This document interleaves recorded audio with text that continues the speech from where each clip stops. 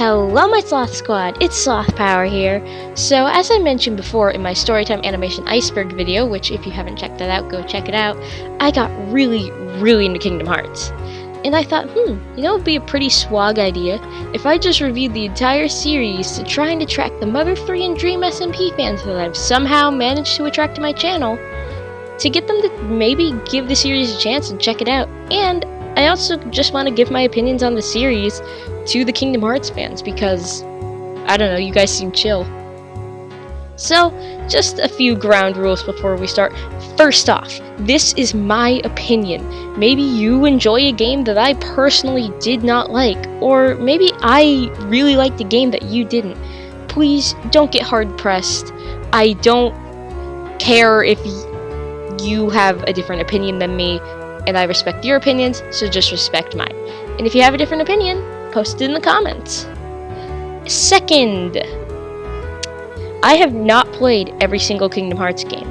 I've played Kingdom Hearts 1 Final Mix, Kingdom Hearts 2 Final Mix, Kingdom Hearts Birth by Sleep Final Mix, some of Kingdom Hearts Rechain of Memories, a good chunk of it, Kingdom Hearts Dream Drop Distance, Kingdom Hearts Birth by Sleep 0.2 Fragmentary Passage, Kingdom Hearts 3, and Melody of Memory. These are also the games that I'm going to be going over in this video.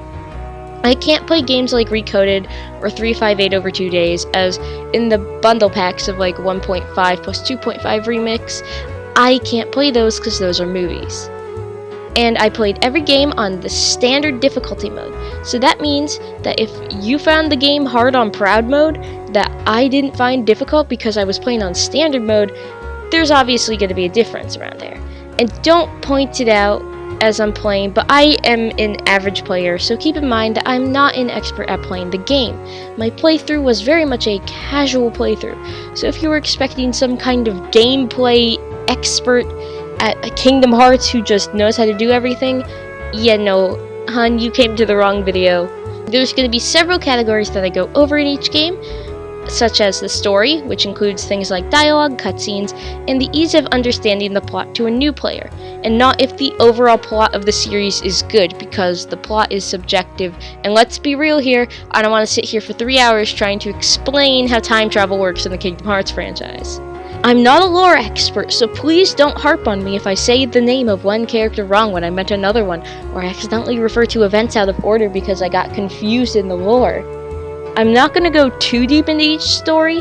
If you want a detailed synopsis of each game, you're not getting that here because I want to keep it at least a little bit less spoilery. It's going to be very spoilery, but still. I'm not going to be wasting time going over basic definitions that are common across the franchise, because for those, there will be a text box that pops up the first time I mention it with the definition for those who may need it. This could be important locations, groups, items, magical egg McMuffins, or different enemy types. I may also clarify lore things in the text boxes too, so watch out for those. You'll know when they pop up since they'll have this sound attached to them. Lastly, I know this is a super long intro, but hey, I just want to remind you to subscribe. According to my statistics, only about 5% of you guys who watch my videos are actually subscribed to my channel, so if you would hit that sub button, that would be great. My goal is to get to 500 subs by the end of the summer. Anyway, don't think twice, and let's dive right into this video.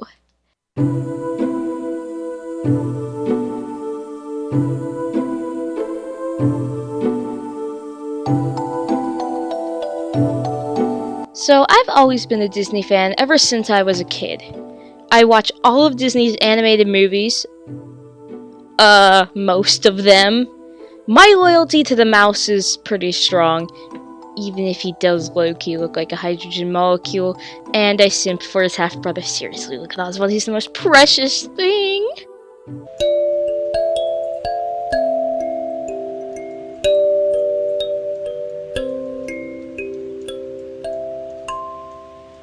Anyway, I never played Kingdom Hearts when I was a kid. I grew up with the Xbox 360 and the Dreamcast, so Kingdom Hearts was not a game that I ever played. In terms of Disney games I played Toy Story 3, the video game.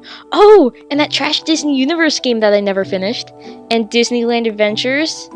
on the Kinect, and Fantasia Music Evolved on the Kinect. Might not have been a Disney gamer in my early years, but I always enjoyed watching my brother on the Wii playing Epic Mickey. In fact, recently I started playing Epic Mickey due to his convincing. My brother and I have beaten Epic Mickey 2 as well. I always wanted to play as Oswald, let's be real here, I love him. I had fun, but this was more of the classic Disney stuff. Where is the Kingdom Hearts in this Kingdom Hearts video I hear you play? Well, my first exposure to Kingdom Hearts was from the game series Disney Infinity. Disney Infinity was a Toys to Life game where you could play as a ton of your favorite Disney characters. I was obsessed with this game, running around as Rapunzel taking out enemies with a frying pan. What more could a little 9-year-old me want? When Disney Infinity 3.0 launched, it was announced what the special item you would be if you obtained all the characters. If you spent hundreds of dollars on these plastic Disney figurines, your in-game reward would be a Keyblade. That's right, Perry the Platypus could have a Keyblade duel with Judy Hopps. Now, I didn't know what Kingdom Hearts was, and I was just like, oh, cool. But then over time, the game started showing up more and more until my brother bought Kingdom Hearts 3. He got the game, and then he got the 1.5 and 2.5 pack because it was on sale. He got the ultimate weapon in every game, and basically 100%ed every game. And when Melody of Memories was releasing, I made a goal to play the Kingdom Hearts games. I started with Kingdom Hearts 1, stopped near the end, played 3, played 2, went back, finished 1, played Birth by Sleep, attempted to play Regen and Memories a couple times before giving up. Then my brother went and got Final Chapter Prologue when it was on sale. So while juggling the end of Birth by Sleep and a bit of Chain of Memories, I was also playing 0.2 and Dream Drop Distance. Talk about being a Disney fanatic, I was going crazy. So now here's how that entire thing went down. Oh, and I probably should mention, there are going to be major spoilers for the entire series from this point forward. Since I'm going to be giving my full opinions on the games, I'm not going to hold back. If you want to experience Kingdom Hearts blind at all, please watch this video with caution, as there are going to be some major spoilers for the plot, characters, and many of the twists. Either play the games or watch the cutscenes online. Anyway, let's stop stalling and let's get into the first game. So I started my journey with Kingdom Hearts 1 first. I was curious at this point, and the best place to start something is at the beginning. The story for this game is actually quite simple. Sora is a kid who lives on the Destiny Islands with his best friend Riku and his love interest? Friend? Whatever, love interest friend Kairi. On a stormy night, the Heartless attack, and Kairi seems to phase into Sora. Sora ends up in Traverse Town and gets found by Donald and Goofy, and a few Final Fantasy characters. Wait a second, Aerith, how are you here? Didn't Sephiroth slice you like a birthday cake? His goal in the game is to find his friends and save the various Disney worlds from falling to darkness. This is a nice, basic, and easy plot to understand for the first game in the series. You could even say it's, simple and clean. Dialogue is, slightly cheesy. Thanks to Sora and friends interacting with Disney characters, you get beautiful lines such as this. Please, give me back my son! Sorry, old man. Wait a second, are you Maleficent? Kairi's inside me? That one didn't age quite so well. You also get wonderful lines because Sora has to, yell at Riku since Riku allies with the dark side at one point, and you get the most wonderful lines from it. The Heartless obey me now, Sora. Now I have nothing to fear. You're stupid! The darkness will destroy you. My friends are my power. I'm used to cheesy dialogue though. I'm a Sonic fan, I'm used to it. We have lines like this in our franchise. No copyright law in the universe is going to stop me! I'm a freebie! Freebie! Freebie! Whee! We'll show that creep the real superpower of teamwork! The cutscenes are also fairly well paced too. I always felt like the plot was moving forward with every cutscene. It's all just very nice. Overall, the story is very cool and pretty easy to understand, especially if you're a new fan coming in. The combat in this game is a bit rougher than the rest of the series in my opinion. My main problem that I have is with the slowness of the combat and Sora's movement speed. Sora moves really slow in this game, and his movement speed can't really be upgraded in this game. You have to move at this super slow jog pace for like 90% of the game. The only way to speed it up is to spam the dodge roll or glide. Super glide, which is an upgrade to glide, fixes the speed issue, but too bad you get glide and super glide at the end of the game when you probably won't be using it as much as when you need it for the rest of the game. Dodge rolling works if you have a straight plane of land. If not, have fun walking at the slowest pace possible. Jumping also sucks. Sora does this very slow jump, and his jumps are super slow, so that it's kind of hard to maneuver him, especially when you're trying to jump to reach a ledge or reach another platform that has a chest on it. The worst case this gets in is in deep jungle when you have to go across these vines, and anytime you misjudge a jump between a tree or something else, you might have to fall all the way back down and have to climb up again. Trust me, I wasted 20 minutes doing this at one point. Another gripe of gameplay that I have is that this game is kind of hard to figure out where you're going. I like to call it one of the where the frick do I go games, because I was constantly getting lost and walking in circles because I couldn't figure out where I was supposed to go. For example, in Halloween Town, you're supposed to go to Lock, Shock, and Barrel's hideout, and they show you a cutscene of the three using the curly hill to get to their base. But one problem, the game doesn't tell you how to get to the curly hill. I walked around for like 30 minutes until I figured out that you have to click this gravestone in this area where you get the surprise in order to get here. Now, how was I supposed to figure that out? Another instance of where the frick do I go in Halloween Town is after you beat up the children for stealing the heart, you have to go to Oogie Boogie to fight him as the boss battle for the world. The game doesn't really give much indication where the boss room is. My first assumption is that it would be like the movie and we would jump down the chute, you know, the fun way. But nope, you have to jump down the entire treehouse to the very bottom to find this green door, and then you can fight Oogie Boogie. Apparently they said it in the cutscene before, but I guess I wasn't paying attention? Another gameplay problem I have is the combat drags on and on. This game loves to pad out battles. Unlike other Kingdom Hearts games, you can't open a chest while you're in a battle, meaning that if you want that chest, you have fun fighting off a horde of enemies, and when you think you can open that chest, oh ho ho, nope, more enemies spawn. This could mean you can spend up to 10 minutes trying to open a chest that might not even have anything good in it. And this applies to literally everything, boss battles too. After a pretty cool boss fight with Oogie Boogie, you literally have to pop these purple pimples as he transforms into the house. Ah yes, everyone's favorite bit of the Nightmare Before Christmas, Oogie Boogie going through puberty and having to pop purple pimples on his body. Don't even get me started on Jafar. Many of the bosses have this very annoying and slow fighting style. One thing that I really did like though was the hotkeys for spells. You're able to set your favorite spells to be activated with the push of a button. This makes it so much easier to cast spells like Arrow and Cure. Personally, I always set Cure to the A button since I tap A constantly, so it's pretty easy to just cast the heal. Another thing that's super nice is that magic is absolutely busted in this game.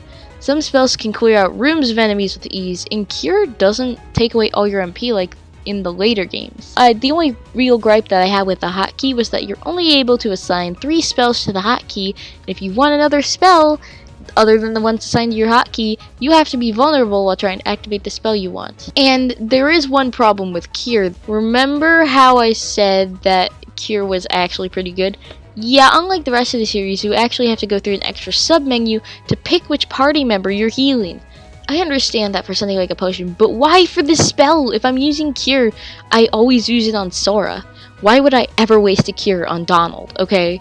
Since you're vulnerable while you cast Cure, if you don't have Leaf Bracer, you would be prone to taking unnecessary hits. It gets bad if you don't have Leaf Bracer, so if you don't have that ability equipped, yeah, good luck, you're not gonna get through the game easily. I didn't have Leaf Bracer for a good chunk of KH1 and I suffered for it. I died so many times just trying to heal.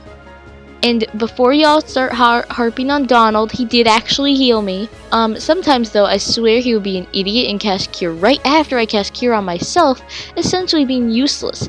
Gee, thanks Donald, I know you're my friend's favorite Disney character, but I'm sorry. Alright, that was a big chunk of negative stuff, but I think we should move on to something more positive. The music! I love the music in this game. The music was composed by Yoko Shimomura, and my goodness, she did a wonderful job. The songs sound like they would fit right into Disney World, and tons of them are earworms. Some of my favorites include Traverse Town, or, you know, my intro theme, Hollow Bastion, Dive into the Heart, Welcome to Wonderland, and Shrouding Dark Cloud. The battle tracks and regular tracks flow into each other almost flawlessly. There have been many times when I've been distracted by the music while I was playing, and I would sit in the pause screen for ages just customizing my abilities while jamming out.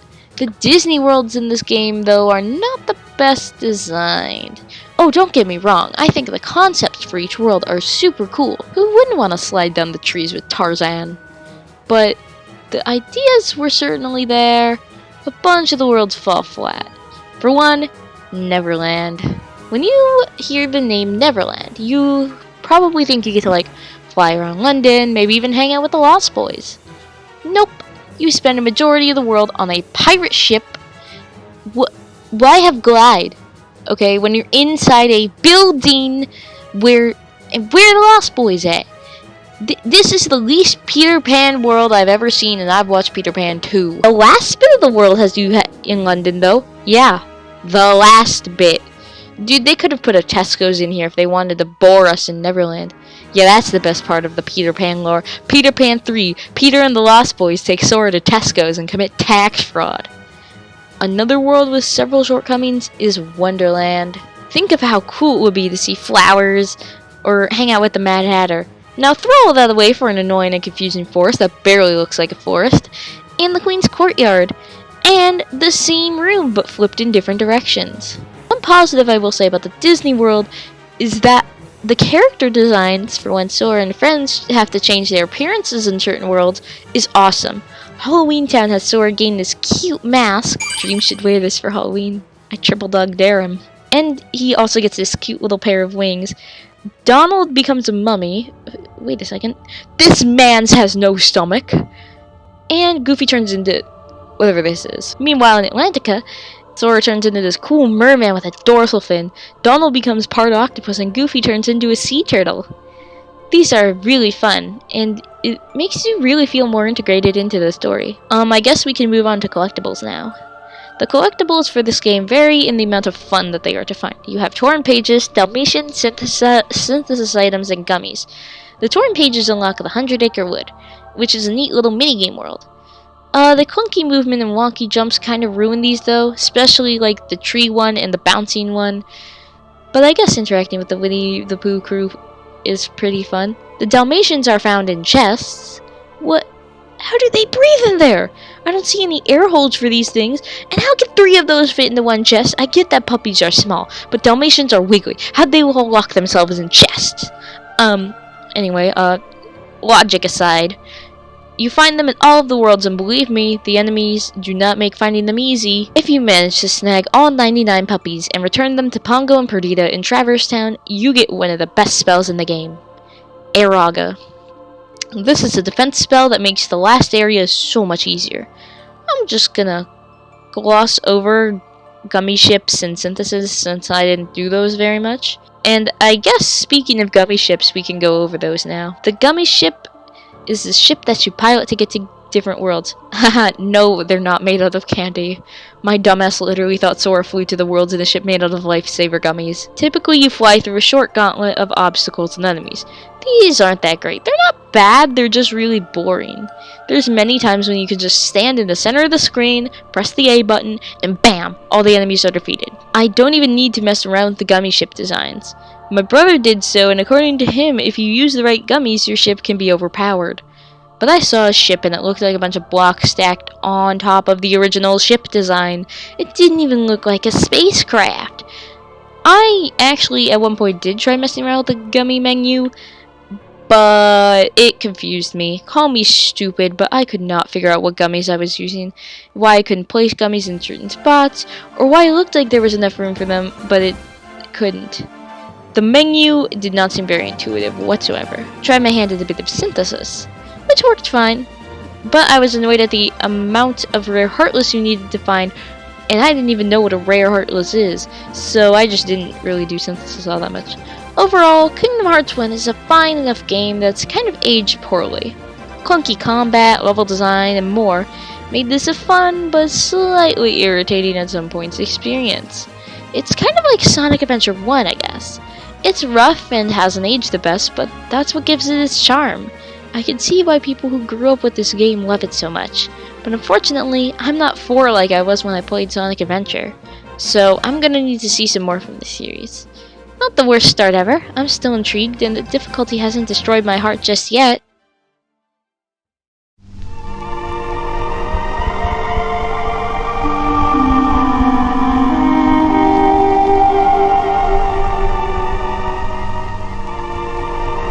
Alright, so after I had so much fun playing all of the other Kingdom Hearts games and putting hours upon hours into them, and hearing all the things about Chain of Memories, like its card system, I was going into it thinking it wasn't going to be as terrible as I've heard people say it was. Well, they were wrong. It was worse. This game, unlike the others, bored me. The card mechanics were not fun. The grinding was not fun. The bosses were not fun. The Disney worlds were not fun.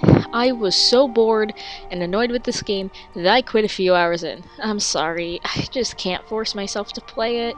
Unlike Sonic 06, this game isn't hilarious and bad, it's boring and bad. Believe it or not, I think Sora moves even slower in this game, and the combat is slower too, due to using the cards. Using the cards is the only way that you can attack and do anything in this game. The story follows Sora and friends who go into this castle called Castle Oblivion looking for Riku, and they basically have to go through Sora's memories. And his memories are twisted by this girl called Namine, who is actually Kairi's nobody. This is the first encounter with the group known as Organization 13 as well. And I'm sure on the DS the mechanics were better for this game, but because that was in 2D. But on the console with Chain of Memories, the game being 3D effectively made it slower and a lot more clunky. The music was fine, but that's literally because it's the KH1 soundtrack with like a few new songs to reflect the Castle Oblivion stuff. And the new songs weren't incredible, not bad, just kind of blah. I'm sorry, I know you guys want me to go way more in depth, but I don't really think I can. This game was a bit too boring.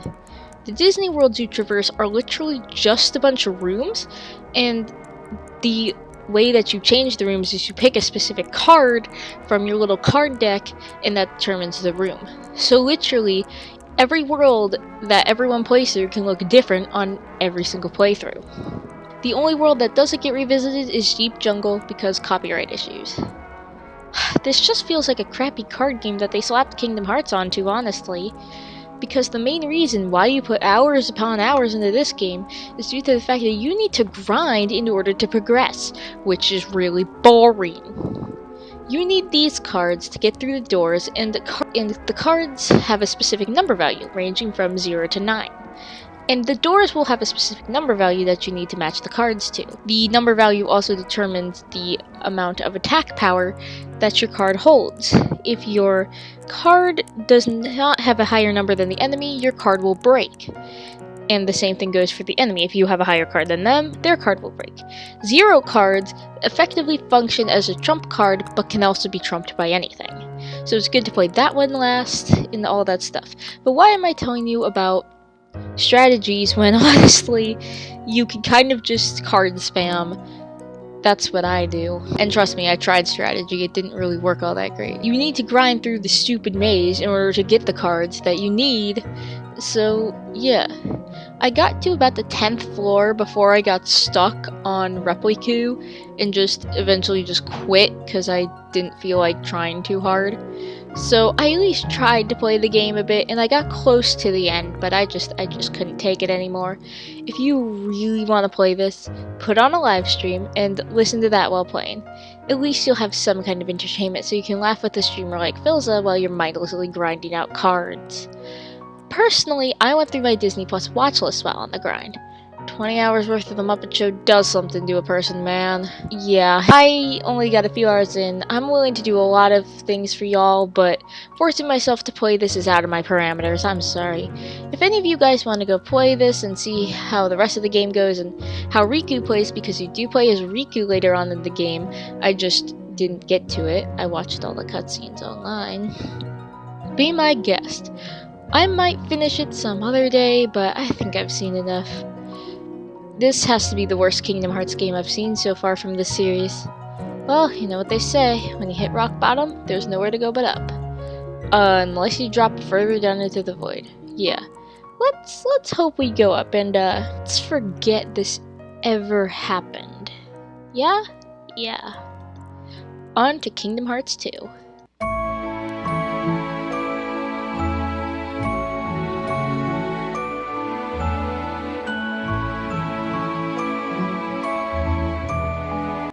After the disappointment of Chain of Memories, could Kingdom Hearts 2 redeem the series for me? Maybe the mainline game could save this. I decided to give it a try, and I loved it. Kingdom Hearts 2 is an amazing game in the Kingdom Hearts franchise. I am thoroughly impressed with the improvement from Kingdom Hearts 1 to 2.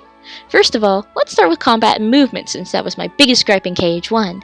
Sora moves so much faster in this game. Not as fast as he does in 3, but still a major improvement from 1. The combat is also way faster as well, with much easier methods to get some good hits on enemies. A new mechanic this time around is drive forms. These are forms Sora can use when his drive gauge is high enough, and there are several of these, and you obtain them throughout the entire game, with Final Form being the weirdest one to unlock. The forms Sora can use are Valor, Wisdom, Limit, Master, and Final Form. You'll unlock every one by playing the story normally, except for Final Form, obviously. Final Form requires you to beat Roxas in the world that never was, and using the 2 become 1 Keyblade, activate your drive form. There's a 50% chance you'll get Final Form unlocking it, but there's also a chance to get Anti-Form, which is kind of like a punishment for relying on your drive forms too much. Anti-Form's fine, unless you're trying to level up your drive forms, because then it gets annoying as you can't utilize the world map drive glitch. Shared abilities that you got in KH1 are now locked behind leveling up the drive forms. Valor Form unlocks High Jump, Limit Form unlocks Dodge Roll, Master Form unlocks Aerial Dodge, or as I like to call it, Double Jump. Final Form unlocks Glide, and Wisdom Form unlocks Quick Run, which speeds you up. These forms are extremely useful in battle, allowing you to wield 2 Keyblades at once, which is super fun. Speaking of combat, fighting strategies are also super fun in this game. You're required to do more now than just beat up an enemy until you win. No, this time you could be doing a number of different things, like protecting a chest full of cursed coins, defeating enemies in a certain time frame, and much more. Your swings and hits with a Keyblade feel much more satisfying, and they have a good weight to them. The difficulty curve also seems very fair. I never felt the need to grind, and bosses were definitely more interesting this round. For instance, you need to expose Barbossa to the light in order to damage him, and there's many more examples of this. There was one point though where I did think that the difficulty spiked extremely high for no reason whatsoever. Roxas. In the world that never was, you don't get too far until you have an encounter one-on-one with Roxas. This boss, this Language, what? is such a difficulty spike for no reason. At this point in the game, I'd not really been forced to dodge and really learn attack patterns. Things were also pretty easy to dodge, as many enemies you would face are on the ground, so you can dodge attacks, and you can combo pretty easily. Roxas has attacks that can hit you down to 1 health, he has 2 Keyblades against your 1 Keyblade, and if you haven't been grinding your limit form, you're gonna be in lots of trouble. You also can't combo too easily, because trying to combo Roxas will get Roxas to combo back with an even stronger combo than you, even with the best Keyblade in the game under Ultimate Weapon. I brought in Decisive Snake as my Keyblade of choice. I was so happy, but then after that, everything else felt easy. I breezed through Zigbar, Saix, and the first phase of Xemnas easily. So why the harsh difficulty spike, huh?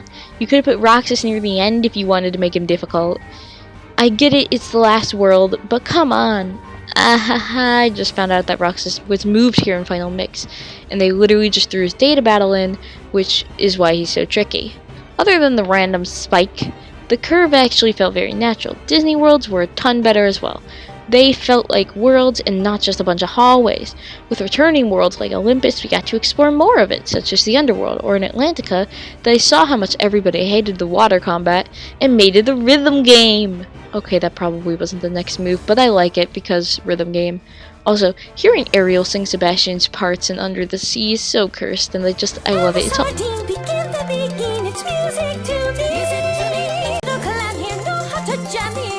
That's why it's hotter.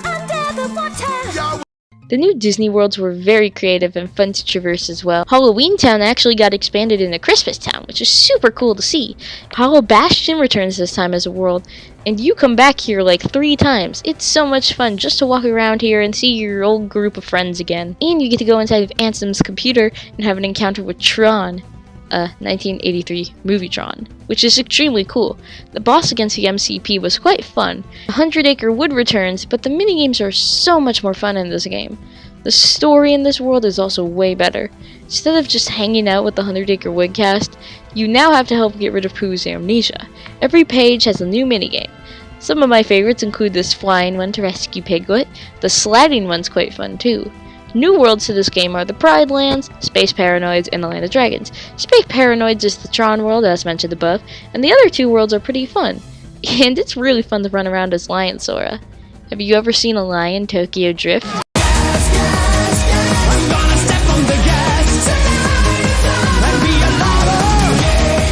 The story this time follows Sora hunting around for Riku again, and Kairi too, I guess, but she's not as high on Sora's priority list. Throughout the story, you would swear that Sora is either in love with Riku or has separation anxiety because every 2 seconds, Sora's asking about him. There is a major problem with the story though. This cuts into the gameplay as well.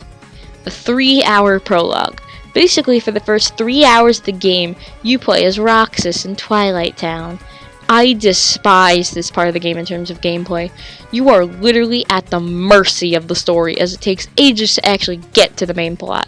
Did I mention that this prologue is basically a tutorial? Yep, a 3-hour tutorial on how to play the game. Needless to say, I was irritated by this. Story-wise, it's fine. I was a bit confused on who the Twilight Town kids were at first, but it made sense. I like seeing Roxas and his friends, but why couldn't they have shortened the length of this? It would have been fine. The lines in Kingdom Hearts 2 are just as cheesy as ever, and it's amazing. That was undeniable proof that we totally owned you, lamers. Alice, did somebody mention the door to darkness? They'll pay for this. Collectibles, those are fun too. The Dalmatians are gone from 1, and now you get to gather puzzle pieces. I loved collecting these things. They're in plain sight, but they're out of reach, enticing you to level up your abilities to get them. The puzzles are fun too, but that might just be a me thing since I love puzzles anyway. Jiminy's journal is also way better. Now it actually tells you the objective, the story, and the characters in the world. This made it so much easier to actually figure out what I was supposed to be doing instead of just being given vague hints. The game also added maps for every world.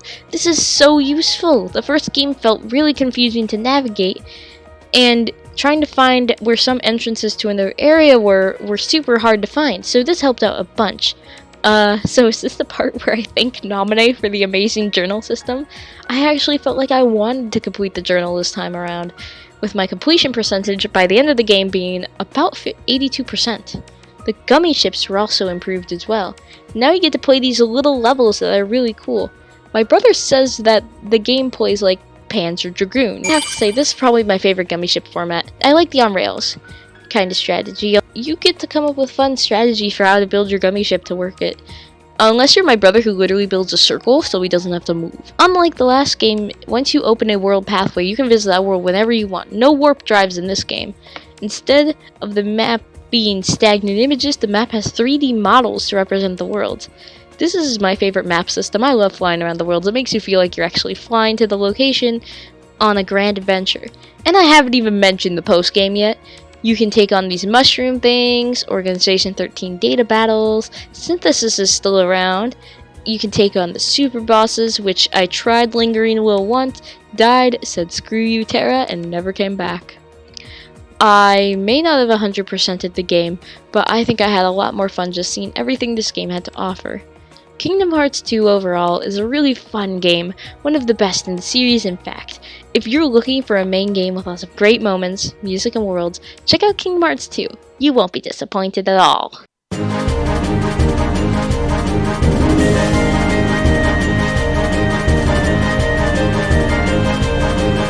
Kingdom Hearts Birth by Sleep. I started this game around the end of my KH2 playthrough after getting frustrated with an endgame boss and needing some dopamine and at least the feeling of being somewhat successful in the video game. I'd heard from my brother that a huge part of this game revolves around command melding, and I, as a student in AP Chemistry, said, that sounds like synthesis reactions. Sloth then learned it was nothing like chemistry. It was easier. Wait, is this a Mickey Mouse text-to-speech voice? Where did we get the cash for this? We have the budget of a piece of string. Aqua focuses on magic heavily, Terra focuses on physical attacks, and Ventus is a mixture. In order to complete the story of the game completely, you need to play through each character's story once through. Think of like the Sonic Adventure games. Different characters and storylines that merge to form one final story. And I just have to say, I fell in love with these three in the first 30 minutes of playing. Ven is such a sweet thing, being all positive and adorable. Really cool too, considering that he has a heart of pure light, the first I believe in the series. It's a lore thing, if you don't understand I'll explain later. Aqua is like the mom of the group, and we love a mom friend here. What? No, I'm not caning Aqua because I'm also the mom of my friend group and I have a trio of really close friends. No, definitely not. And Terra's like the older brother or the dad of the group. I don't really see people really liking Terra that much. Nah, everyone seems to love Aqua. But I've gushed on the characters enough, let's go over the Disney worlds. We'll discuss gameplay a bit later on. The Disney worlds are super cool in this game. You get to go to a lot of the Disney princesses worlds like Snow White, Cinderella, and Sleeping Beauty. You also get to explore worlds like Lilo and Stitch, which is super cool, since Stitch is just a summon in KH1, in KH2 and 3. Each world is also unique since you need to play as all three characters to see the full story of the world. Each character visits every world, but they visit them in a different order, making them show up at different points in the world's plot. Generally, Terra shows up first, followed by the other two, but the order changes. The worlds themselves are kinda small, the biggest world probably being Radiant Garden. Like KH2, the worlds feel a lot more open and fun to explore. Neverland actually feels like you're in Neverland this time, and not on a pirate ship called Neverland. I'd have to say my least favorite world was Disney Town. It was mostly just a bunch of minigames that seemed like crappy versions of other games. Rumble Racing is just a Mario Kart clone with terrible turning, like stop hitting the wall. Shut up, Huey, or I'll make you into a nice Peking duck dinner. Ice Cream Beat, my favorite, is similar to Space Channel 5, with you copying the claps of Huey, Dewey, and Louie. Fruit Ball is just terrible volleyball. I hated this one. Oh, I almost forgot to mention, the theme for this world sucks.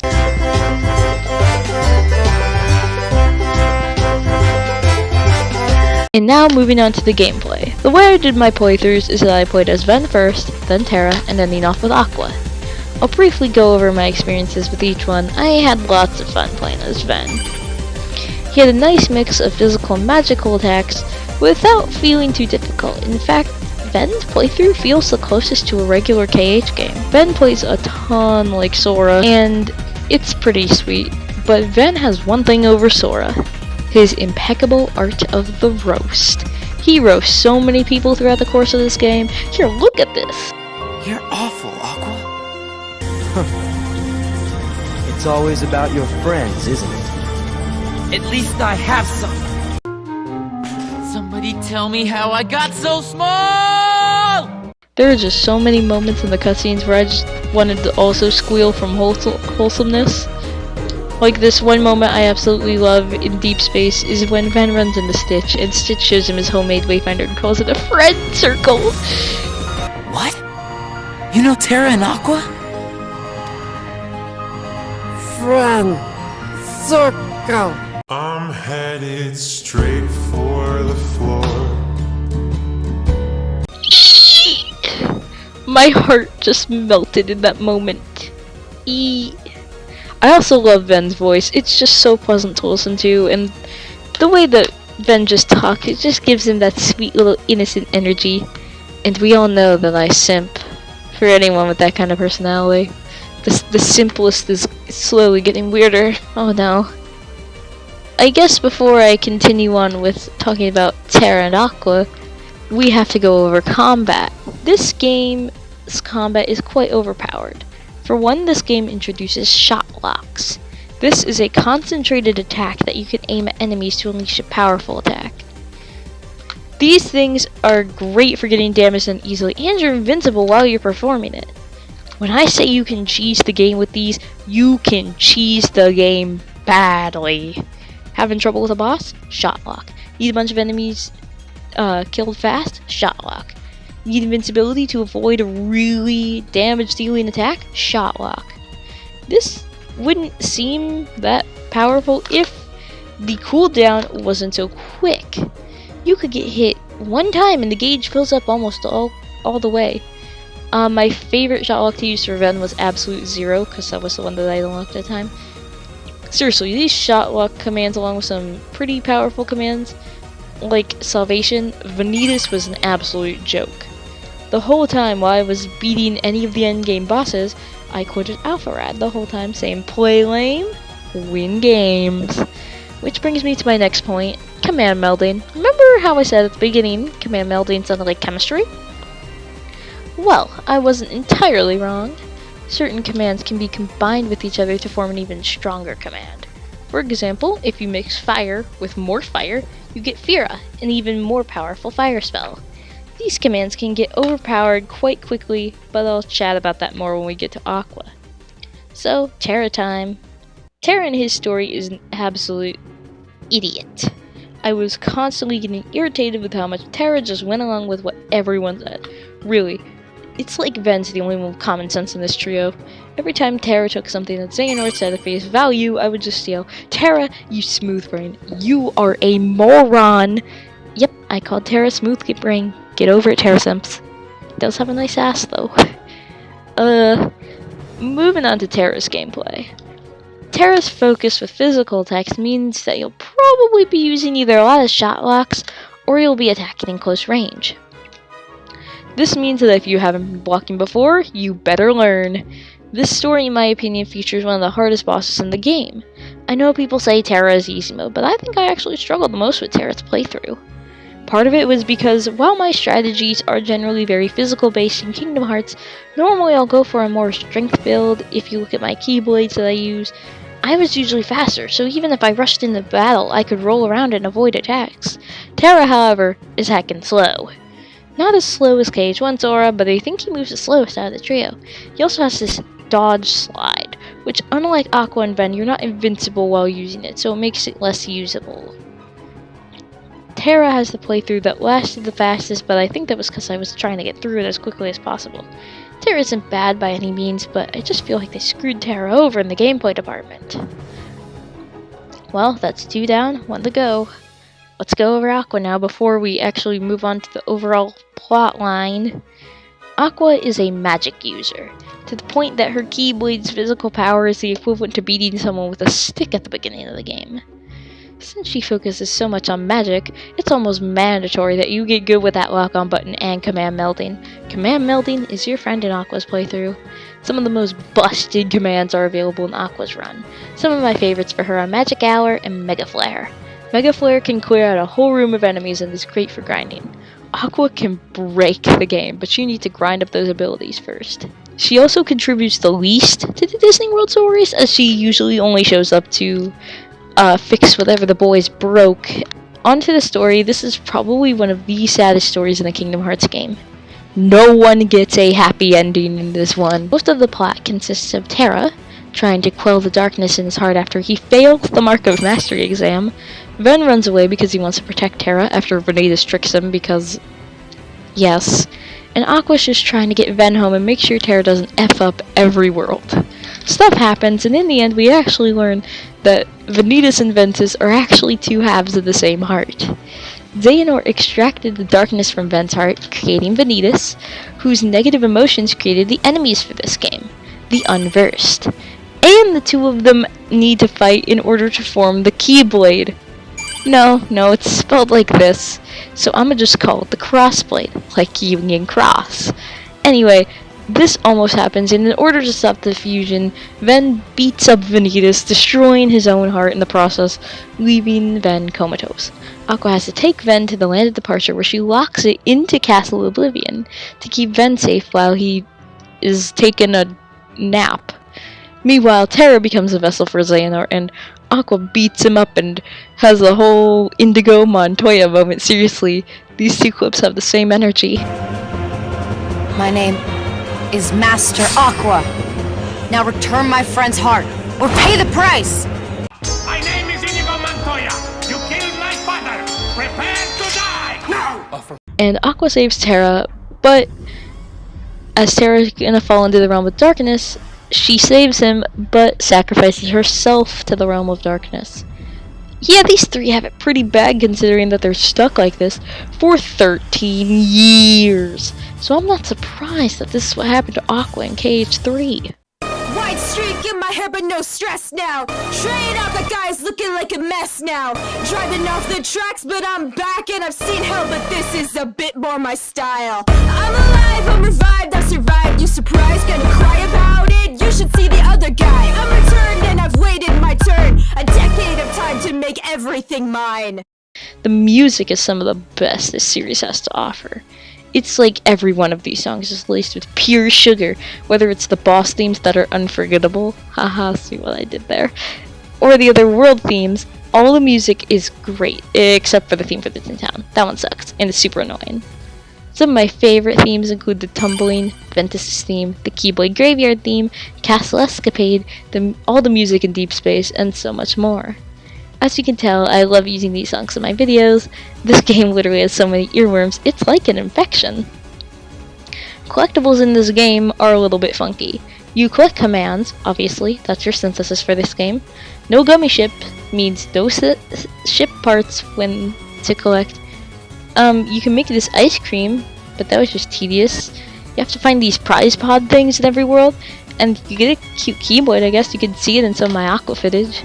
It's just very annoying when you get every other ingredient other than the one you need. The other thing you can do is stickers. Stickers are like the hidden puzzle pieces in KH2 in the game, and you unlock perks for getting points from the correct placement.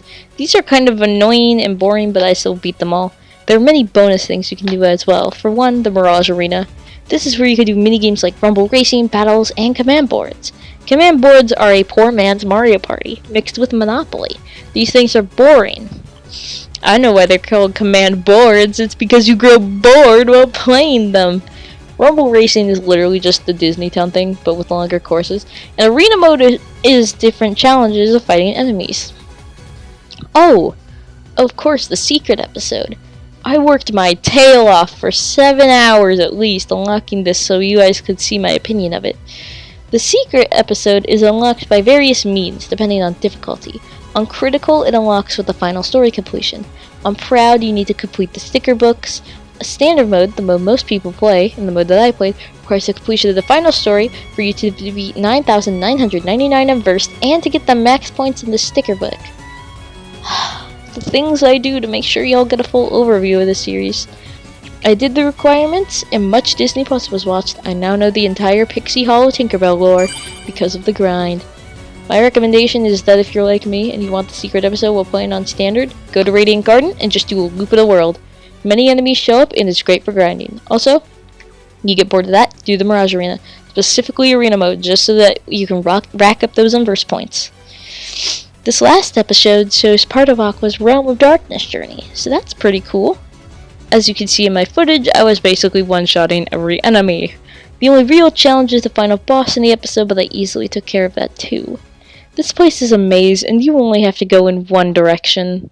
The main point is that this secret episode stops right where 0.2 picks up. Overall, this game is good for playing through to the end, but going for 100% is not ideal. But overall, a solid game. Nice job, Kingdom Hearts. You're doing quite well.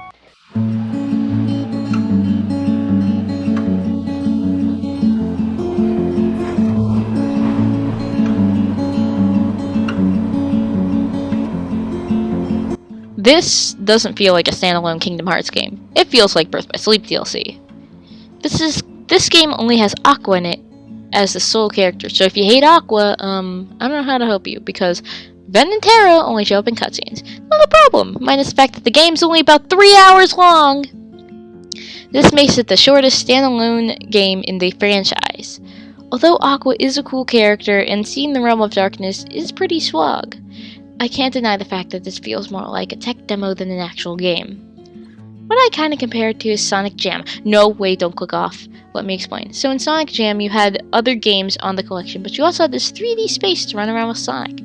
This ended up being a prototype for the original Sonic Adventure, and I believe this is similar to this game. Fragmentary Passage feels like a prototype for Kingdom Hearts 3. Has similar combat, system, and abilities. Even the game engine used is the same as in 3, that being on the Unreal Engine 4. This leads to the game looking very smooth and pretty. Another thing, this game is really easy. The hardest bosses in the game are optional, and it's not like you're going to be grinding much in this game. In fact, you start at level 50. So Aqua's not heckin' weak. The story just follows Aqua in the Realm of Darkness and what she does there. She sees hallucinations of her friends while she's down there. And speaking of those two, the hallucinations she sees vary in severity. Seriously, one time she hallucinates Ven in Snow White's coffin. No, my sweet, windy, fluffy-haired boy who did this, I'll track him down. The music is pretty good. Sort of bland. It's mostly just ambient stuff that sounds nice, but doesn't wow me, except for one song. Wave of Darkness. Oh my goodness, this song. It's incredible. It returns in KH3, but it's still amazing. It's super fast-paced, and it's definitely the best song in the game. One new thing that's really cool is that you can customize Aqua with new outfits. I don't know why this is a thing, but they changed up Aqua's outfits to a blue and green color variant. Sometimes all I think about is you. Alright, now that I've hit my Dream Not Found quota for the video, I also gave Aqua these swag cat ears and whatever these wing thingies are. This is just really fun to mess around with. It is kind of a letdown though that it doesn't transfer to cutscenes. I would have loved to see Kawaii Aqua try to find her friends in the Realm of Darkness. You unlock outfits by completing objectives in various locations. There are about 51 objectives, and they vary from pulling an Assassin's Creed by climbing to the highest point on the map in Castletown to performing a specific move during a boss fight. Most of the game is pretty linear, and even if it is a story in probably one sitting. The game will always put you back if you fall off the map, and in terms of movement, Aqua has very fluid movement in the game, and I never felt slowed down all that much. A good thing for me, since I love speed. I'm not going to go in depth with the combat, since it's basically the same as KH3, so we'll wait a bit till we get there. Overall, this game is a fun distraction if you're bored, but it is super duper short.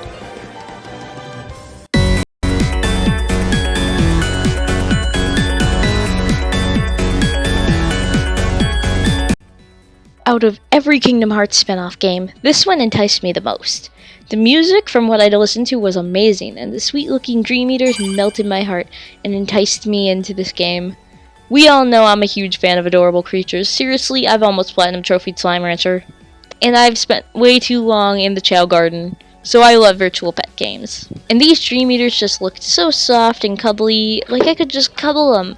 Of course, with every Kingdom Hearts game I tried to play, my brother had to put his 2 cents in, and he said that Dream Drop Distance was super hard and that I wouldn't be able to beat it. Guess who proved him wrong? And now we're gonna just go over my thoughts on it. First, I just want to ramble about the Dream Eaters for a bit. I love every single one of them. You get to name all of them. So, first of all, you know these guys are gonna have fantastic names by the end of this. And yes, I've named every single one. You basically just get to craft them by collecting these dream pieces, but we'll get to that later. I definitely enjoyed this part of the game a lot more than my brother, who kept telling me that my cute little Dream Eaters were absolute trash. Every Dream Eater has different dispositions that will help you out by unlocking different parts of their little ability link board, which we'll get to later. You can also change the color that they are by finding paintballs in the world. Here, have some blue, my Tamashii. Friend? Where's Ghostbur? You better tell me. You can also pet them or poke them to change their disposition as well. You can even play with them to level them up. It's like having your own family of these sweet little huggable creatures.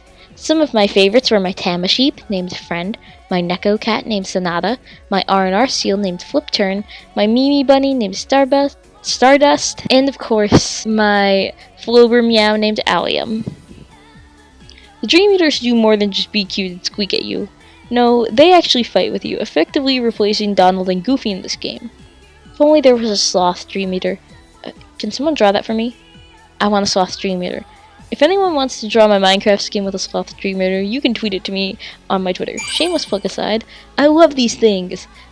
I guess now we have to actually move on to gameplay, considering that we're done talking about the Dream Eaters.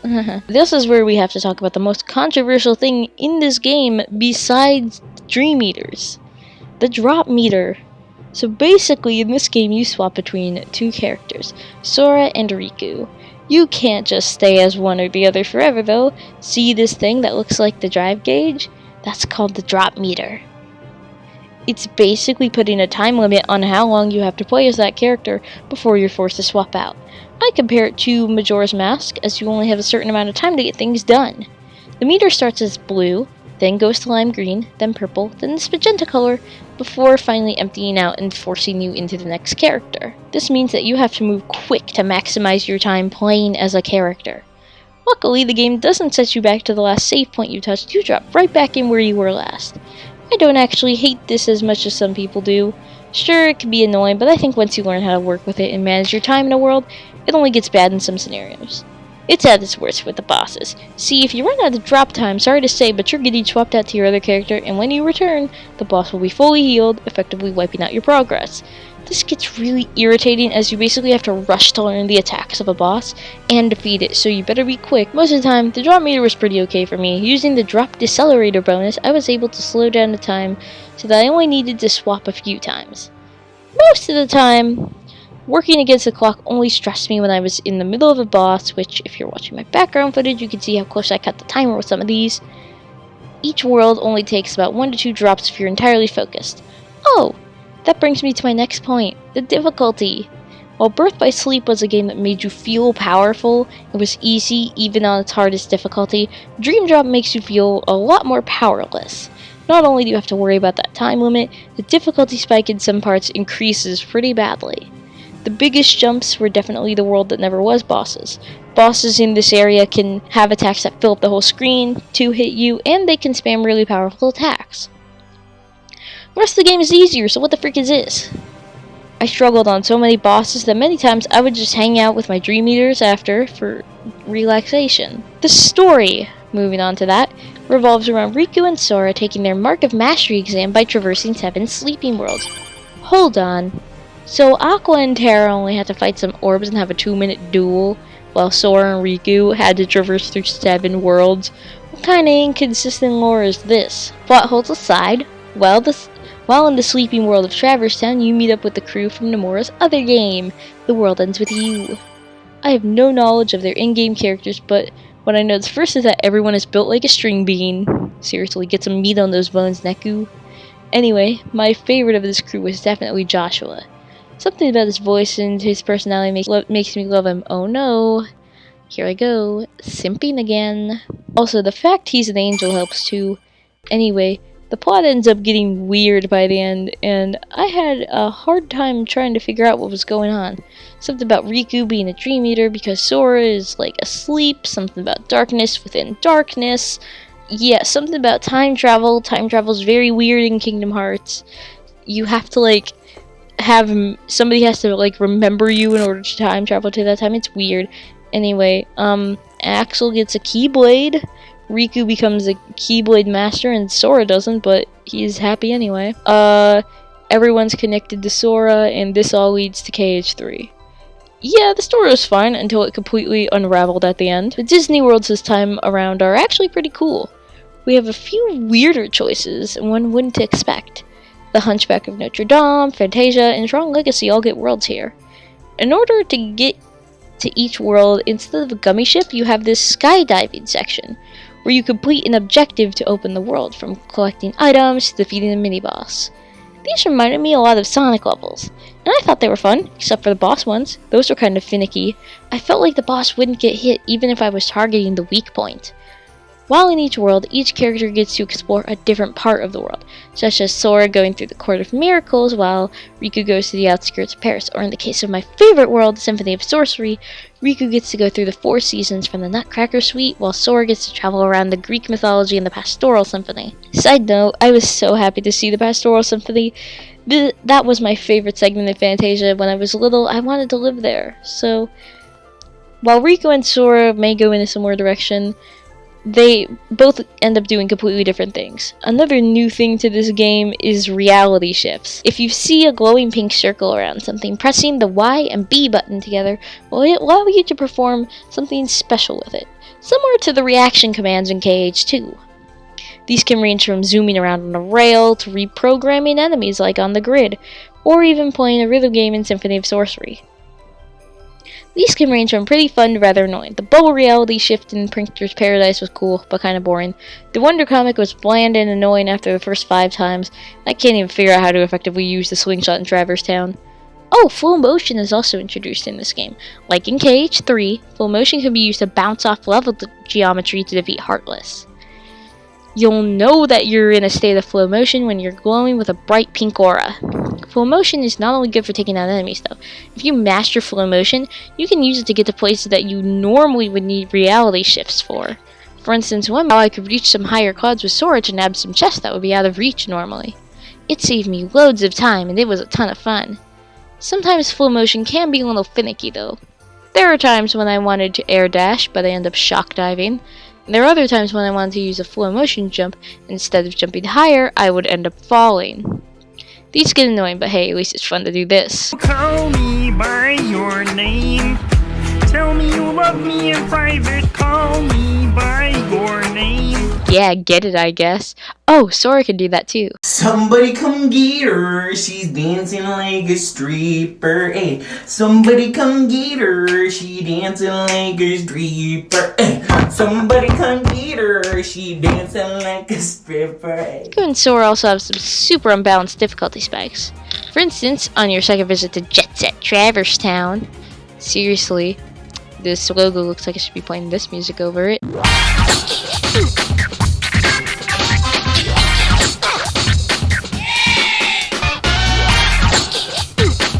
Sora has to fight a gauntlet of the last 3 bosses you fought in a tiny little arena, while Riku just has to fight a few enemies. What? So you telling me that Riku has to barely do anything while the forces of hell come to get Sora with a vengeance? Boss rush wasn't that hard for me, but it was for my brother, so I find that quite funny. He took 3 tries and I beat it in one go. Speaking of which, I enjoyed this game a bunch more than him. I didn't find anything he found annoying very annoying at all. I think part of it may just be that I figured out how to effectively play this one, since, you know, virtual pet game.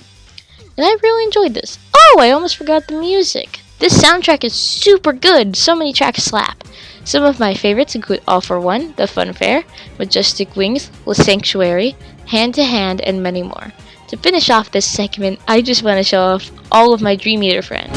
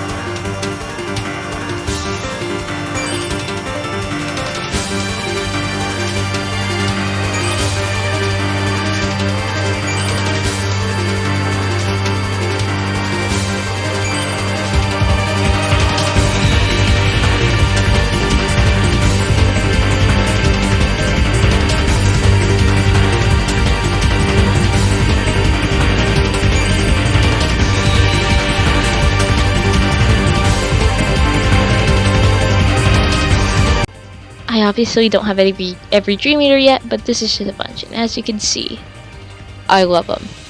Make sure you comment which one's your favorite one of mine. So I wrote this thing before the last Union Cross update. And now I just see my Dream Eaters and I'm sad. For those who are lost, let me sum it up in one clip. That's a dead kid. I hope that the Keyblade wielders aren't too mad that I named one of them Sus. I also named one Kawasaki, named one Friend. You guys know I just showed you all of them.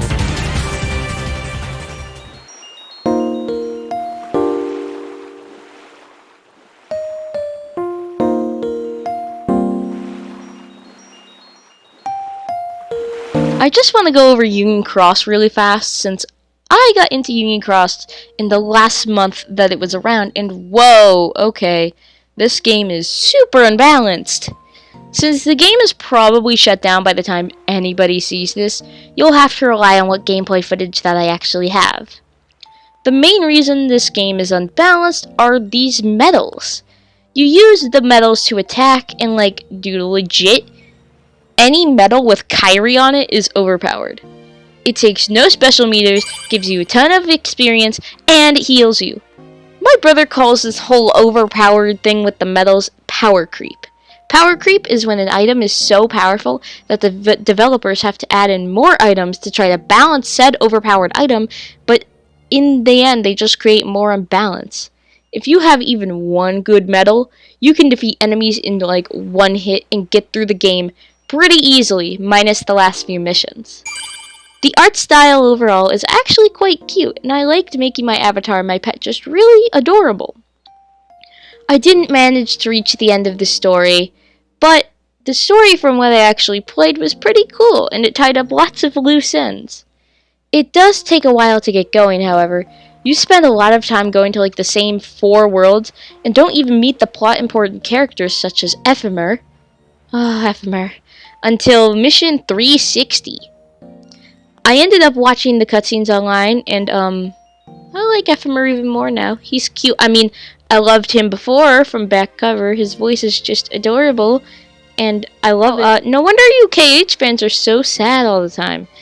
Your lore is extremely sad, and also, the Dream Eaters theme now, incredibly cursed. Thanks for that, Union Cross. You're ruining my favorite game in the series! Leave me alone!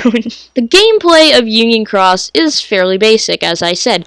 You literally just walk around and defeat enemies. Every enemy and every medal has a different type. Power, which is red, magic, which is blue, and speed, which is green, and behaves like rock, paper, scissors. Power beats speed, speed beats magic, and magic beats power. Kinda think of it like the spirits in Super Smash Bros. Powerful medals basically make this entirely worthless. And the soundtrack is literally just copy-pasted from other games, besides maybe the occasional new track such as For the Town of Daybreak Town, which is very nice. But most of the world themes are literally just copy-pasted from the stuff that are in the other games. Oh, I should also mention, there is actually a new Disney World that they added in. Thank goodness. This being the Wreck-It Ralph world, which of course I didn't get to, but I know it's there.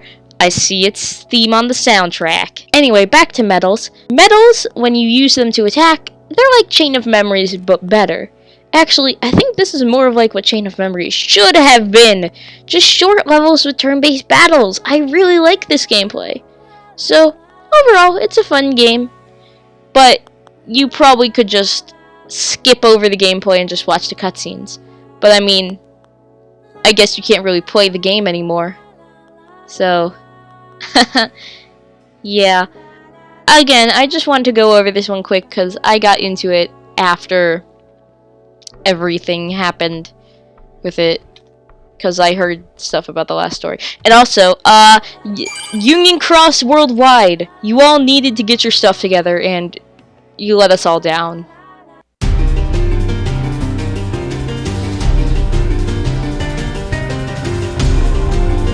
The cutscenes are way too long, and half the time, I'm just sitting on my corner of the couch that I sit on all the time, thinking, these graphics are pretty nice, but if I wanted to watch a movie, I would have gone to my Disney Plus account and watched the lore, or I would have watched the lore recap. The problem is that the organization members definitely seem to speak a lot of nonsense, at least to me. They speak in riddles and dance around plot points to the point where I ended up sympathizing with poor Sora every time he questions what's going on, because honestly, even with my brother trying to help me explain the lore, I have a tricky time keeping up. And the dialogue? Oh goodness, it's cheesier and cringier than ever before. I don't know what it is, but this game has tons of cringe. There are times when I skipped cutscenes because of how much I couldn't handle the characters. Something that I normally don't do. Just something about the cutscenes did not resonate with me this time around. Oh, besides the Toy Story world, Woody just roasting everyone is like the best thing I've ever seen. It's just mwah. My guess is no one's ever loved you before. I love watching cutscenes as long as you keep them balanced with the game. I don't want to sit through like 30 hours of cutscenes if I only get like 15 hours of gameplay. By the end of the plot, I'm also just convinced that Sora has infinite canon lives. He dies and this cat thingy, Dream Eater, whatever, named Chirithy, who has the same voice actress as Lammy from Doc McStuffins. Seriously, here's a comparison if you don't believe me. You've wandered here more than once before on your visits to the Station of Awakening, but I let that slide. And cuddle on Cuddle Day, the cuddliest day of the whole year. Just let Sora revive himself and his friends. What the frick is this? The story is fairly straightforward if you ignore the organization and the villains and just focus on Sora and friends. Most of the story revolves around Sora trying to reawaken the power of waking, a way to wake hearts that are sleeping, or something. He apparently lost it in Dream Drop Distance when he got freaking Norded, so that's fun. Meanwhile, the other people, aka Riku, and Mickey the Mouse are trying to rescue Aqua from the realm of darkness, and find Terra, who's gone missing, but let's face it, no one liked Terra in the first place. Sora's also just trying to figure out how to kick Roxas and Ven out of his Heart Hotel, instead of being trapped inside of Sora. This all culminates in a final battle against Xehanort and his 13 other copies of himself. The story's a bit confusing and weird, but what about combat? Surely it has to be good or decent. Well, this is gonna be a hot take from me, but I actually like the combat. I know the criticisms. Trust me, my brother has yapped at me enough about how floaty the combat is, and I will admit, it does feel a bit floaty, but I really don't mind. Part of this might be the fact that I actually really like the floaty 3D platformers like Sonic, Mario, and Banjo-Kazooie and stuff. The Disney attractions are fun as well. Sure, yeah, the river run's kind of annoying, and the carousel one's basically worthless, but I really enjoy them. I'm a bit of a sucker for Disney, if you can't tell. I also love the form changes in this game. They're really enjoyable to use, since battles can get kind of tedious, considering that there's not cool, fun, interesting battle mechanics as much as in 2. It makes strategizing really fun, since the fact that you can actually have 3 Keyblades now equipped at once is really cool. It makes strategizing way more interesting than just pick the blade with the highest stats. Now you could have a Keyblade for magic, one for power, and one for any other situation. The Keyblades I enjoyed using by the end of the game were Favorite Deputy, Wind of Fate, and Ever After. The gummy ships have been changed yet again, and this time being more of an open space where you can choose to encounter enemies. Yeah, this kind of annoys me a bit. They're definitely better than in Kingdom Hearts 1, but I still love Kingdom Hearts 2's ones the best. Similar to seemingly every game in recent years as well, we have the ability to make stat-altering food. That's right, the rat of all our dreams, Remy, is in this game. Remy has these cute little cooking minigames that you have to play in order to make the food. Some of these are fun, like the veggie chopping one, which is really easy, or the flambe one, or even the shakers, which are like a little rhythm game. But some of them are extremely annoying, and by extremely annoying, I mean this stupid egg one. The problem is that trying to do this with the control sticks is pretty finicky, so even a slight hand twitch can ruin it. This was the hardest game for my wiggly little self because I would get too excited and lose at the last minute. Most of the ingredients you can either buy at the shop or you find in the world. There are some ingredients where you have to find a flan in each world and play a minigame to obtain them. I really enjoyed running around the Disney worlds as well. Almost all of them are modern Disney worlds, but I still had fun. Minus Arendelle. Yeah, Arendelle almost made me quit the game, but I pulled through. Arendelle is not fun to play in. I don't want to hear Let It Go for the 800th time. I had a frozen phase back in 2013, thanks. My favorite world was definitely probably Monstropolis or the Toy Box. I guess now we can talk about bosses now. This time around, the bosses seemed a bit uninspired. I mean, there's so many cool Disney bosses. Why did you not have us beat the crap out of Randall during Monstropolis?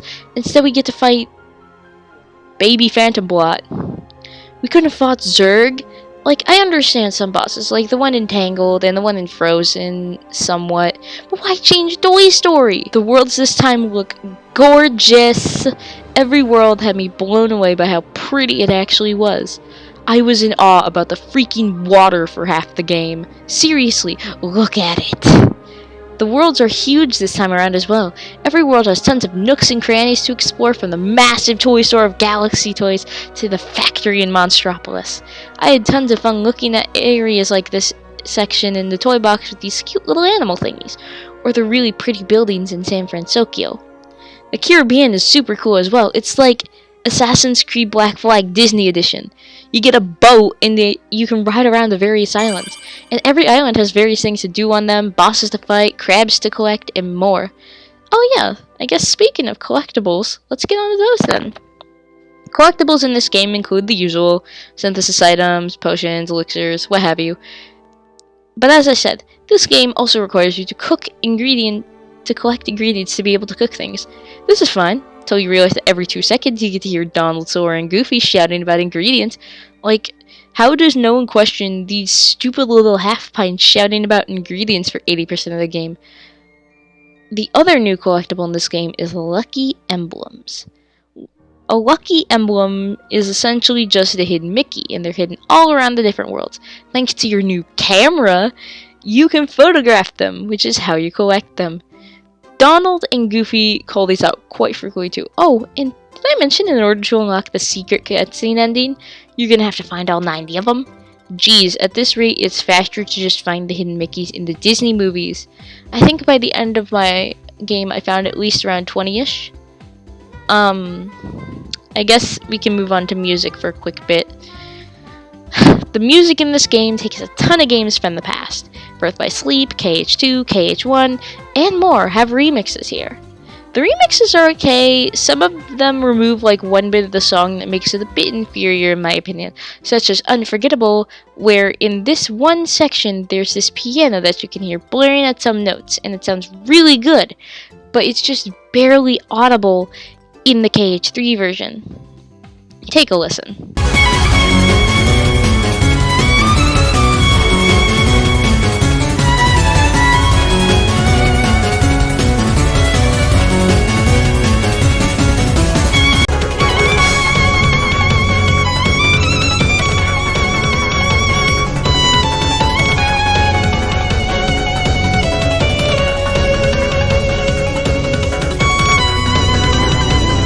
The original songs to the worlds are nice too. I like the second battle theme for Monstropolis once Randall takes over the factory. It just sounds super intense. The world theme for Arendelle gets stuck in my head more than I would like to admit. The songs are catchy and can easily get stuck in your head. Overall, KH3 is a pretty fun game, best in the terms of movement, but in the story department, it's kind of falls a bit short.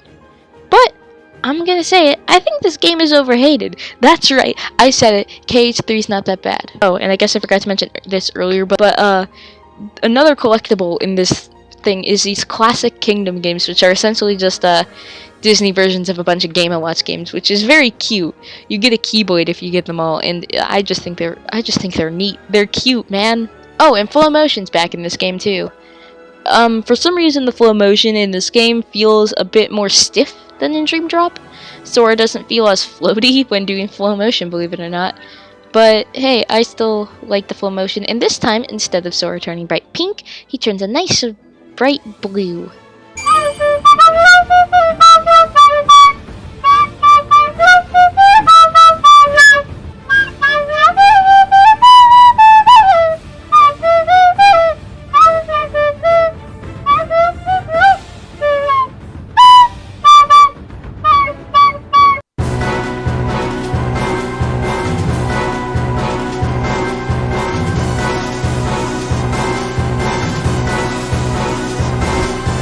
Melody of Memory, the game that inspired this whole journey.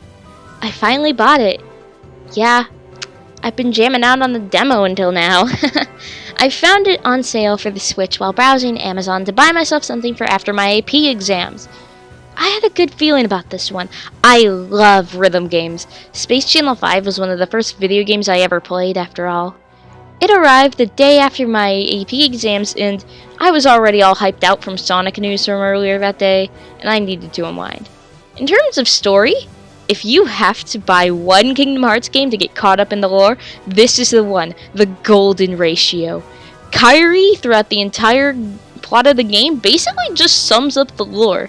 I nicknamed it the abridged version of the plot. They even just straight up ripped the cutscenes from, like, all the games.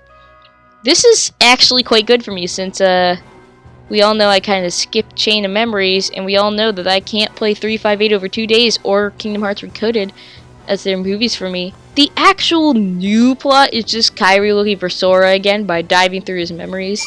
Look, I don't really get how any of this works, but whatever. Something about a fictional world and unreality, you lost me. The only part I actually understood is that Kairi is training under my girl Aqua now. Woo! Let's go! Anyway, moving on to gameplay. This is one of the most unique rhythm games I've played, but then again, it's probably because I haven't played a good rhythm game in a while. Where basically you run on this magical musical staff that is floating above a Disney world, or, you know, just the world that you're in, and you have to time your button presses to defeat enemies. You have 5 to 6 buttons to work with. 3 attack buttons corresponding to the A, L, and R button, and an ability button used on these crystal thingies to take out bigger enemies or flying enemies or just enemies where you need a magic, which corresponds to the X button. And the B button is used to jump and hit certain enemies, or you can hold it to glide and use the left stick to move while gliding. The reason you have 3 attack buttons is because you use teams of 3. That's right, it's like Sonic Heroes, where we have 4 different teams to use. We have Team Classic, or the Classic Trio, made up of Sora, Donald, and Goofy. Team Days, made up of Roxas, Shion, and Axel, or more popularly known in the fanbase as the Seashell Trio. Team BBS, made up of Aqua, Ventus, and Terra, also known as the Wayfinder Trio, my boys. Finally, Team DDD, made up of Riku, a Meow-Wow, and the Komori Bat, also known as the Dream Eater Trio. Every trio plays the same. Mostly, it's just aesthetics that changes with every team, such as Sora using Thundaga and Ars Arcanum, while Roxas uses Black Hole and Firaga. You don't have a free range to pick whoever you want from the start, though. In order to unlock every team, you need to go through the story mode. Oh yeah, probably should go over that now. The story mode in this game is called World Tour. It's not really much of a story mode, it's more of a glorified world map to play the songs and unlock them. There will be keyholes occasionally that you'll need to unlock that block you from just going in and unlocking the songs you want. Red keyholes mean that you have to complete a specific world or a specific area before you can unlock it, while the blue keyholes with a star count above it indicate the amount of stars you need to get before the keyhole will unlock. The color of the star will tell you the type of star that you need to collect. Green stars are KH1, silver stars are 358, Chain, and KH2 songs, Birth by Sleep is blue, pink is Stream Drop Distance, orange is KH3, and red is special songs that you have to get 280 stars to unlock. These are some of the hardest songs in the game, your super bosses, you could say. You get stars by completing missions for these songs. Every song has 3 missions and can be done on any difficulty, unless one of the stars specifies the difficulty that you need to play on. These can vary from getting a certain amount of excellence to defeating all of an enemy type. The World Tour does actually go in chronological order of the games. In some worlds, one of your party members will actually be replaced with a guest. This is how they incorporate the Disney characters into the game. If a world had a party member in the original game, there's most likely one in this game. Speaking of the Disney worlds, let's go over those for this game, since they're not actually really worlds, they're just songs with the backdrop of a world. Every Disney world has about 2 to 4 songs per world, usually just the overworld theme and the battle theme. Almost every world is included, minus Deep Jungle, because we just forgot that existed. Typically, the background for a world is just the different areas, seeing like the ship parts for Neverland and Kingdom Hearts 1, and generally most songs will take 1 to 3 minutes depending on the length of the song. And not only are there these regular levels, which I've been showing up to now, there are also these levels called memory dives. These are basically a movie with some buttons that you have to click. These are mainly just character themes and the opening themes for the main game. Finally, the last type of level we have are boss levels. The way this works is that the first part is like a memory dive. You hit the notes to attack the boss, and at some point you will lose control of your characters and you will guard, and depending on how well you've been hitting the notes in the dark zone will determine how well your guard is. And I mean, I guess now that we've gone over all the level types, it's time to go over my favorite bit, the soundtrack, since that's the main drawing point to this game in the first place.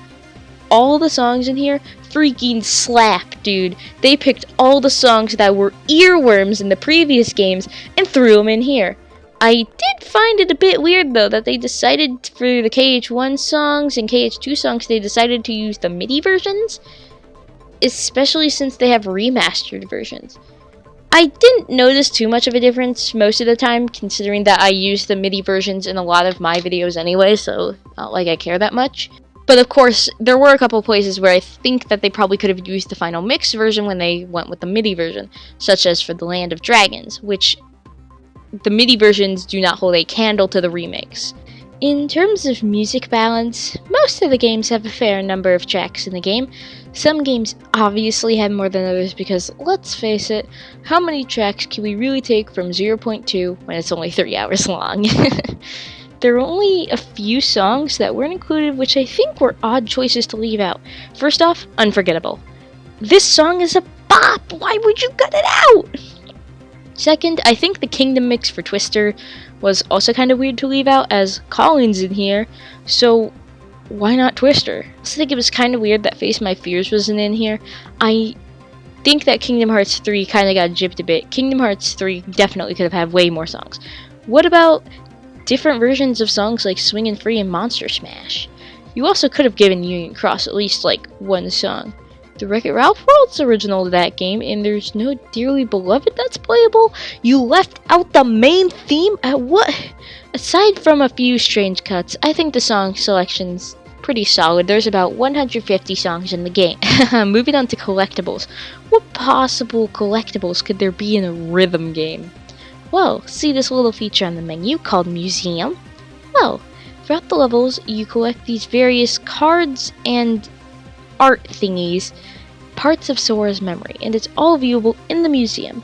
We have key art, Station of Awakening art, Keyblade art, character art, enemy art, screenshots from story moments, and so much more. There's 2 variants per item, gold and platinum. All it really does is change the border color. Seriously, Square? You couldn't have used different art for the platinum ones?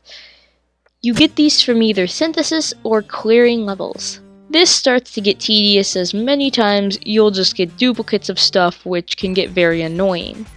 Oh well, not like I mind this much, since the museum also has a sound test. Finally, something I've been waiting for Sonic to bring back for years. You can listen to every song you've played through, so that's really fun.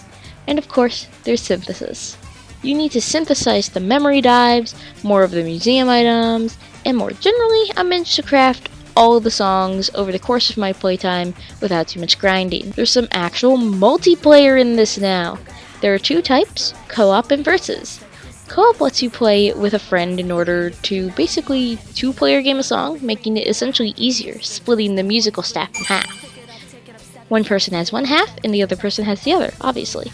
It's pretty fun, especially when my brother and I decide to vibe out to All for One. Versus mode has two options. You can either face off with the computers, where they pick the song and difficulty, or you can play online against other people. The person with the higher score wins. And the better you do in a song allows you to mess with other players using tricks. These range from taking away the timing counter to making the enemies invisible. My only problem with this is that every time you activate a trick, or a trick is activated on you, Charity will yell at you and it gets super annoying. 2 tricks headed your way! Seriously, shut the frick up, I'm trying to play the game. Other than that, it's fine. It actually has a better matchmaking system than Smash Ultimate. You pick your rule set, such as difficulty, whether tricks are on or off, and so on. And then you get matched with somebody with the same rule set. This is what Smash Bros. Should be.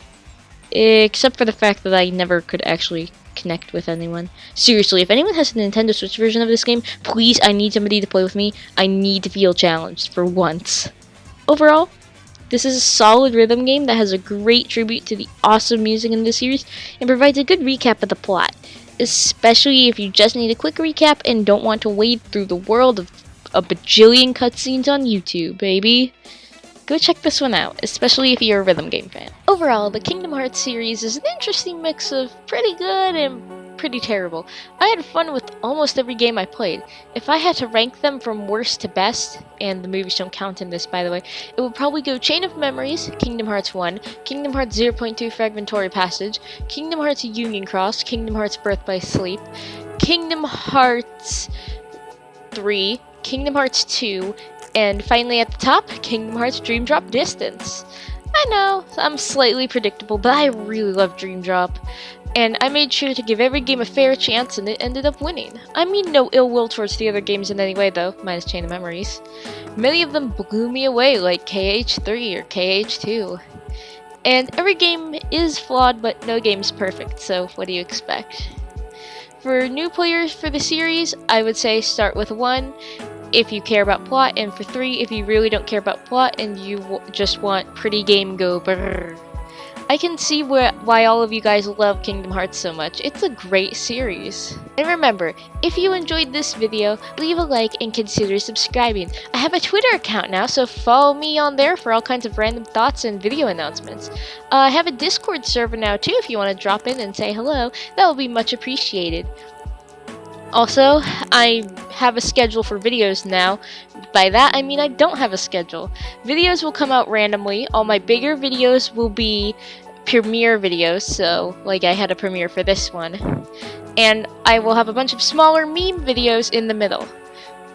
My next video is going to be another Care Bears iceberg, so get excited for that. So again, I really hope you have enjoyed this video. Thank you guys so much for all your support. All of you guys are incredible, and I'm so happy all of you decided to join me on my YouTube channel. That's gonna be all for today. Bye-bye guys. Peace out.